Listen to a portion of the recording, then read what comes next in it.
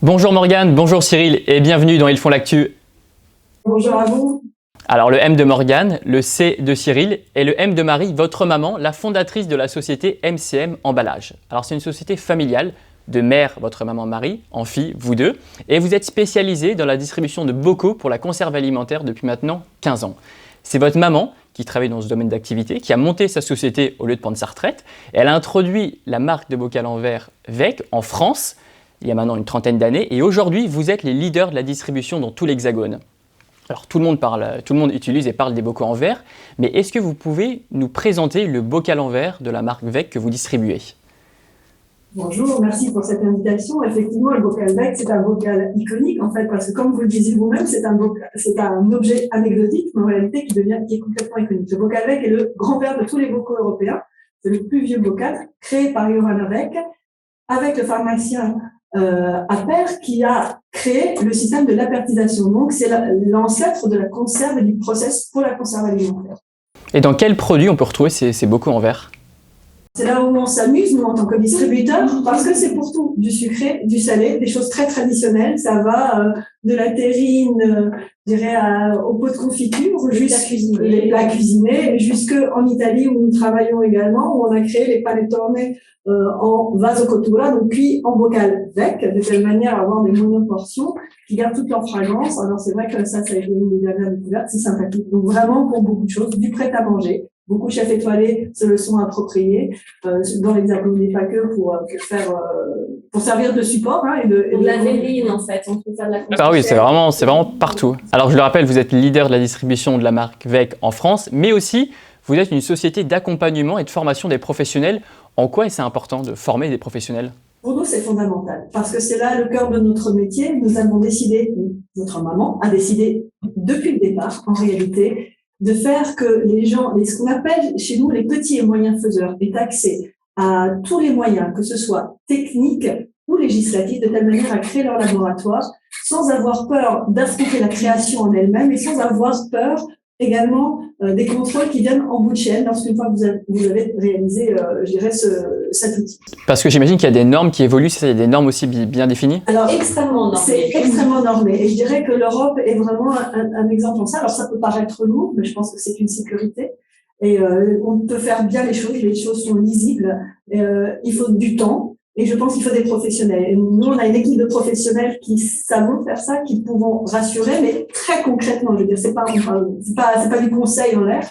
Très concrètement, on vient chez les gens, on analyse ce dont ils ont besoin, on vend une machine, on vend un process, on vend la formation. On explique, on est vraiment auprès d'eux. Et ça continue. C'est pas seulement, justement, la vente qui est intéressante, c'est de faire les choses avec nos clients. Bien sûr, c'est important en plus, vous occupez du processus de A à Z, donc c'est très important d'être formé et accompagné par vous. Justement, qui sont vos clients ? Vous formez qui et vous vendez à qui ? Majoritairement, nous avons des professionnels de la conserve alimentaire ou de la restauration. Donc, ça va du boucher charcutier qui fait ses propres terrines jusqu'à l'agriculteur qui veut une activité additionnelle lors de la saison morte pour faire des soupes ou d'autres produits avec des produits de saison. Ça peut être une chaîne de restauration qui veut faire du take-away avec son propre support en bocal pour qu'on ne puisse pas manger qu'en restaurant mais aussi ailleurs. Sortir de la chaîne du froid, puisque en fait ces méthodes-là permettent en fait une distribution plus facile en fait sur le territoire, plus de flexibilité. Et donc, mais on s'adresse majoritairement aux petits et moyens. Nous avons quelques grands noms en fait de la gastronomie pour des moments particuliers comme à Noël sur le foie gras, etc. Puisque ce bocal effectivement est un petit peu différent de ce que l'on peut voir dans le standard. Et puis je laisse la parole à Morgane. Effectivement, énormément de particuliers depuis quelques années et depuis le Covid en fait. Oui, tout à fait. Donc en fait, ça fait quelques années qu'on s'adresse aussi aux particuliers via la vente en ligne, c'est-à-dire que nous avons été les précurseurs sur la distribution en ligne. On a été le tout premier site historiquement mondial. Mondial, ok. Félicitations en tout cas. Merci. C'est vrai que j'ai remarqué que vous êtes très présente sur le digital, mais aussi les réseaux sociaux. Pourquoi vous avez décidé de démocratiser finalement le bocal en verre ? Alors c'était important parce que justement beaucoup de mauvaises pratiques circulaient déjà sur les réseaux sociaux, les gens avaient pris l'habitude, en tant que particulier, quand ils faisaient des concerts pour leur famille, pour de la confiture, enfin simplement nos soupes en bocaux, etc., à reproduire des gestes de la grand-mère qui avait toujours fait comme ça, donc on fait comme ça, et on ne se rendait pas forcément compte que ces gestes-là ne sont plus d'actualité, les process ont changé, les matériaux ont changé, le verre a perdu à peu près 40% de son poids, les joints sont en caoutchouc 100% naturel, il n'y a plus de bisphénol dans les capsules, donc matériaux différents, process différents. Donc beaucoup de gens n'avaient pas forcément accès à cette information-là, et le fait de pouvoir s'adresser directement via les réseaux sociaux, via notre groupe Facebook, via YouTube, Instagram, démocratiser vraiment l'accès à ces informations a permis vraiment de tordre un petit peu le cou à des idées reçues, à des mauvaises habitudes, des vieilles habitudes, et voilà, ça... Vous vouliez vraiment, vous vouliez sensibiliser vraiment les consommateurs à cette évolution. On va parler maintenant de l'inflation, parce qu'il y a l'inflation globale en France et elle impacte beaucoup votre marché. Quelles sont les différentes répercussions pour votre société, mais aussi pour vos clients? Alors, on va partir par le négatif, on va dire le problème. Et oui, c'est que c'est bien une matière première qui a besoin d'être transformée. Donc, on parle d'énergie, évidemment, on parle de gaz, on parle de four.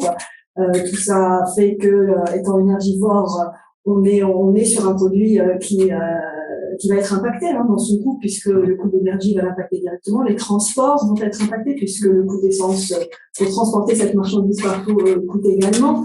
Par contre, ce qui est à voir, et c'est là la grande réflexion de demain, c'est qu'on est sur un produit écologique, renouvelable, qu'on peut réutiliser. Donc, est-ce que le coût... C'est recyclable à 100%.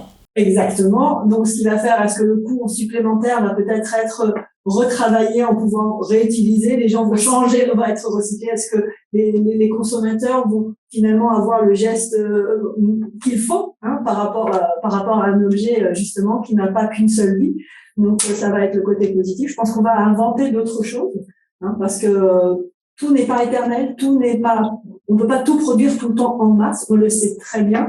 Donc, je crois que sur le bocal en verre, comme c'est il peut pas avoir 7 vies comme un chat, mais je crois qu'il peut en avoir 2, 3. Il peut passer de ce qu'on va mettre quand on achète en supermarché ou ailleurs. On va pouvoir réutiliser à la maison, on va pouvoir le customiser. Donc, on va pouvoir y penser, on va pouvoir trouver d'autres finalités. Trouver un cercle un peu plus vertueux peut-être dans l'utilisation. On va dire que la crise va nous rendre vertueux.